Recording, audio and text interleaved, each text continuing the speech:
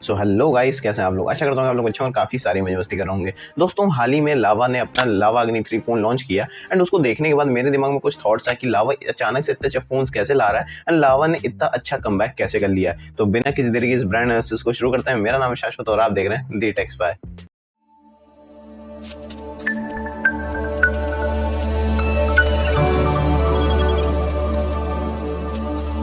दोस्तों, अब अगर हम लोग यहाँ पे अपने इंडियन मार्केट के सिनेरियो के बारे में बात करें तो वो काफ़ी ज़्यादा सिंपल सा है, क्योंकि यहाँ पे इंडियन ब्रांड्स तो खत्म ही हो चुके हैं। जो थोड़े बहुत हैं उनके फ़ोन की कोई कदर नहीं करता एंड काफ़ी सारे तो गायब भी हो चुके हैं। यहाँ पे बात लावा की भी हो रही है, क्योंकि लावा भी काफ़ी टाइम तक गायब रहा था, लेकिन जब से उसने कमबैक किया वो अपने लिए पर्सनल रिकॉर्ड सेट ही करता जा रहा है। जहाँ पे ये 2023 में उसने ओवरऑल 36% का ग्रोथ दिखाया था एंड यहाँ तक कि 10,000 से लेकर 20,000 के प्राइस रेंज के बीच में उसने 210% का ग्रोथ दिखाया था, जो कि काफ़ी बड़ी बात है, जो कि बताता है कि लावा ने पिछले साल कितना ज़्यादा सक्सेस अचीव किया। यही नहीं, अगर दूसरे ब्रांड्स की बात करें जैसे कि Xiaomi, Oppo, Vivo, तो इनकी सेल्स उल्टा डिक्लाइन ही हुई है, बढ़ने की तो बात छोड़ दो। एंड यहाँ पे लावा ने पिछले ही साल 2023 में ही 6,000 करोड़ से भी ज़्यादा का बिजनेस टर्नओवर किया है। तो ये बताता है कि लावा कितना ज़्यादा सक्सेसफुल ब्रांड रहा है एंड ये भी कहा जा सकता है कि पिछले साल टॉप इंडियन ब्रांड रहा है लावा ये सब करने के लिए। लेकिन अब बात वही आती है कि अचानक से लोग इतने ज़्यादा इसकी तरफ अट्रैक्ट कैसे हो गए, इतना ज़्यादा लावा को क्यों पसंद करने लगे। तो इन 6 पॉइंट्स की मदद से आज मैं आपको समझाने वाला हूँ इसके पीछे का रीज़न। जहाँ पे जो सबसे पहला पॉइंट आता है वो आता है वैल्यू फॉर मनी।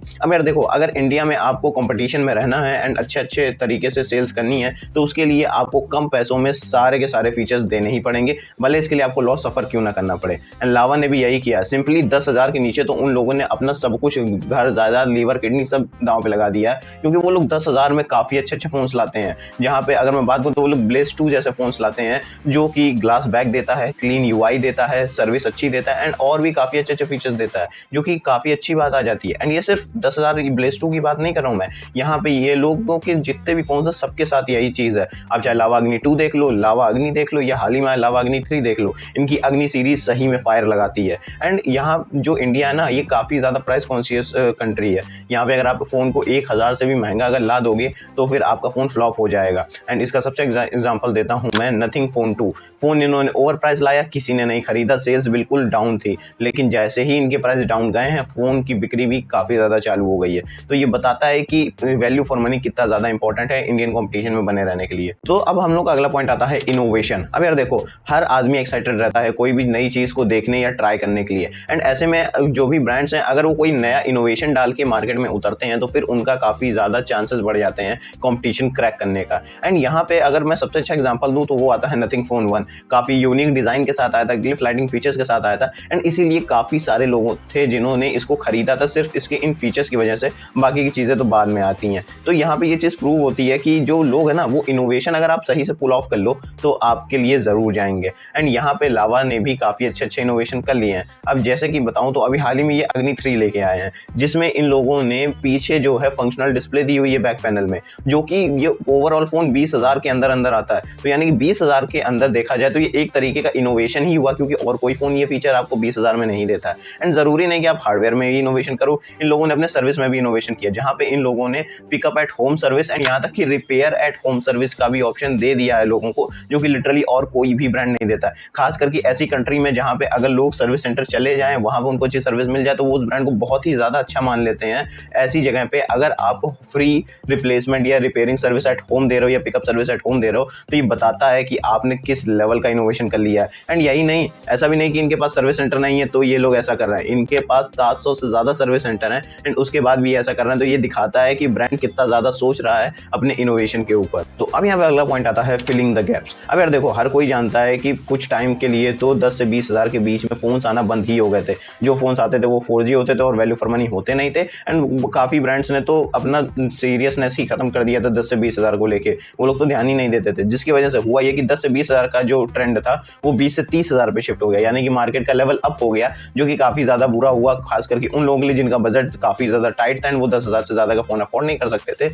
एंड ऐसे में उनको या तो एक बुरा फ़ोन खरीद के सेटिस्फाई होना पड़ता था या तो ज़बरदस्ती एक्स्ट्रा पैसे लगा के फ़ोन खरीदना पड़ता था। एंड लावा ने यही अपॉर्चुनिटी देखी। उसने देखा कि ये जो मार्केट में ये जो गैप बना ना 10 से 20,000 का, इसी पे उसने अटैक किया। उसने यहाँ पे 10 से 20,000 में 5G फ़ोन्स लाने चालू किए। Mind you, 5G phones, 4G नहीं। एंड वो भी काफ़ी अच्छे फीचर्स के साथ, बिना किसी कॉम्प्रोमाइज़ के साथ, जिसकी वजह से वो लोगों की नज़रों में काफ़ी ज़्यादा आने लगा। एंड वहाँ पे इसने मार्केट का ये जो गैप था इसको फिल किया एंड काफ़ी ज़्यादा कॉम्पिटिशन में आगे बढ़ गया। और जो अगला पॉइंट आता है वो आता है फोकसिंग ऑन R&D। अब यार देखो, मैंने काफ़ी अपनी वीडियोस में बोला हुआ है कि जो भी एक अच्छा ब्रांड होता है ना, वो अपने R&D यानी कि रिसर्च एंड डेवलपमेंट पे फोकस ज़रूर करता है। एंड इसका रीज़न है कि जो रिसर्च एंड डेवलपमेंट होती है ना, उसमें लोग, ये ब्रांड जो है रिसर्च करते हैं अपने कस्टमर्स के ऊपर एंड देखते हैं कि उनको अब क्या चीज़ की नीड है, उनको क्या नए फीचर्स चाहिए, क्या वो प्रॉब्लम फेस कर रहे हैं, ताकि उसके अकॉर्डिंग वो अपना अगला प्रोडक्ट बनाए जिसको ज़्यादा से ज़्यादा लोग खरीदें। एंड आप कोई भी अच्छे से अच्छा ब्रांड उठा लो, सैमसंग उठा लो, वन प्लस उठा लो, ये सब ने अपने R&D पे फोकस किया है। एंड अगर आप स्मार्टफोन को हटा दो, आप कोई खाने का ब्रांड उठाओ, कोई कपड़े का ब्रांड उठाओ, तो वो लोग भी अपने R&D पे बहुत ज़्यादा फोकस करते हैं।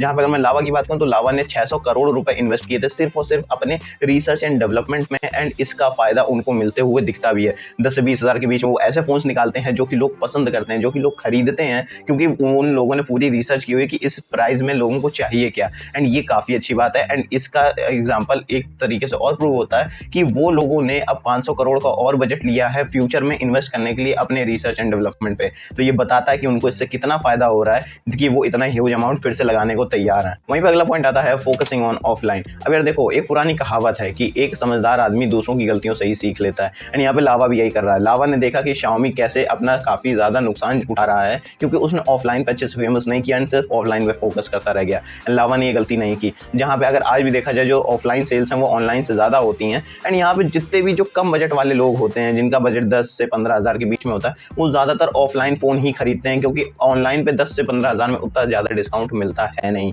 तो ऐसे में लावा ने काफी अच्छा फोकस दिखाया ऑफलाइन के ऊपर, खास करके अपने वो सारे फोन अवेलेबल करके रखे ऑफलाइन में जो कि काफी लो प्राइस के थे, ताकि आदमी तुरंत जाए, तुरंत खरीदे एंड उनको प्रॉफिट हो। एंड ये ऐसा भी नहीं कि वो सिर्फ ऑफलाइन पे ही फोकस करते रह गए, ऑनलाइन पे भी उन्होंने अच्छे से फोकस किया हुआ। आप अगर ऑनलाइन में उनका कोई फोन सर्च करोगे तो उसकी अवेलेबिलिटी आपको जरूर मिलेगी। तो ये दिखाता है कि उसने दोनों चीजों को शुरुआत से बैलेंस करके रखा हुआ है, ताकि आगे जाके दिक्कत देखनी ना पड़े एंड सेल्स भी ज्यादा ऐसे में उनको देखने को मिलती है। और जो लास्ट पॉइंट है वो है लिसनिंग टू द कस्टमर्स। अब यार देखो, काफी सारे ब्रांड्स हैं जो अपने लोगों की बात को सुनते तो हैं लेकिन ध्यान नहीं देते हैं, या फिर सुनते ही नहीं है। एंड ऐसे में जब उनको motherboard dead issues, green line issues देखने को मिल जाते हैं तो फिर उनको काफी ज्यादा बैकलैश फेस करना पड़ता है। जहाँ पे लावा ने अपने कंज्यूमर्स के फीडबैक एंड उनके सजेशंस को काफी ज्यादा सीरियसली लिया है। जैसे कि उनको पता था कि लोगों को ब्लोटवेयर नहीं चाहिए, तो उन्होंने ब्लोटवेयर हटा ही दिए हैं बिल्कुल भी। एंड यहाँ पे उनका एक ऑफिशियल स्टेटमेंट भी आया कि वो चाहते तो एक छोटा ब्रांड होने के नाते ब्लोटवेयर रख के ज्यादा पैसे कमा सकते थे, लेकिन उन्होंने कहा कि यूजर एक्सपीरियंस एक काफी बड़ी चीज है एंड आगे चल के वो इनको काफी ज्यादा प्रॉफिट भी देगी, इसलिए उन्होंने ऐसा नहीं किया। जो कि एक चीज दिखाता है कि वो कितना ज्यादा सीरियस हैं अपने ब्रांड को लेके एंड उसके यूजर्स के एक्सपीरियंस को लेके। यहीं पे उन लोगों ने क्वार्टरली अपडेट प्रॉमिस किए हुए थे एंड माइंड यू कि पिछले 2 से 3 साल में लावा ने एक भी अपडेट अपना मिस नहीं किया। एंड यहाँ पे इन लोगों ने ट्रिक भी काफी अच्छी यूज की कि इन लोगों ने क्वार्टरली अपडेट का प्रॉमिस किया, हर महीने का नहीं किया, क्योंकि अगर हर महीने का प्रॉमिस करते हैं, एक महीना भी मिस हो जाता ना तो काफी ज्यादा बैकलैश फेस करना पड़ता है। इससे अच्छा 3 महीने का गैप ले लो एंड उसमें कभी भी अपडेट गिरा दो। एंड इन लोगों ने वो चीज अच्छे से की है, जो दिखाता है कि ये कितने ज्यादा कंसिस्टेंट है अपने किए हुए वादे को लेके। तो कंक्लूजन काफ़ी ज़्यादा सिंपल सा आ जाता है यहाँ पे कि लावा जो है काफ़ी अच्छे तरीके से अपने ब्रांड को सक्सेसफुल बना रहा है एंड ये जो टिप्स हैं इनको काफ़ी अच्छे से फॉलो एंड इंप्लीमेंट कर रहा है। एंड ऐसे में अगर देखा जाए तो लावा आगे जाके और भी सक्सेसफुल ब्रांड बन जाएगा अगर वो इनको और नेक्स्ट लेवल पे ले जाके यूज़ करता है तो। एंड आई होप ऐसा हो, क्योंकि एज अ इंडियन मुझे तो काफ़ी ज़्यादा खुशी मिलेगी जब लावा सैमसंग एंड एप्पल जैसे ब्रांड से अगर टक्कर लेने लगेगा तो होप फॉर द बेस्ट। सो दोस्तों, ये तो नहीं मेरी ब्रांड एनालिसिस लावा के ऊपर। अगर आपको वीडियो पसंद आए तो प्लीज़ वीडियो को लाइक कर दीजिएगा, कमेंट में अपने थॉट्स लावा के ऊपर जरूर बताइएगा। एंड ये वीडियो अपने सभी उन दोस्तों के साथ शेयर कर दीजिएगा जिनके पास लावा का फोन है या फिर जो आईफोन या सैमसंग का स्मार्टफोन चलाते हो। एंड अगर आप पहली बार इस चैनल पे आए हो एंड आपको ऐसी वीडियो देखना पसंद है तो चैनल को सब्सक्राइब करके बेल आइकन कॉल पर जरूर कर लेना, ताकि जब भी एवरी संडे मैं ऐसे इन्फॉर्मेटिव वीडियोस लाऊं तो आपको नोटिफिकेशन सबसे पहले मिले। सोशल मीडिया हैंडल मुझे फॉलो करना मत भूलना लेटेस्ट अपडेट्स के लिए। तब तक मिलते हैं अगली वीडियो में। Until then stay safe, keep exploring and Jai Hind.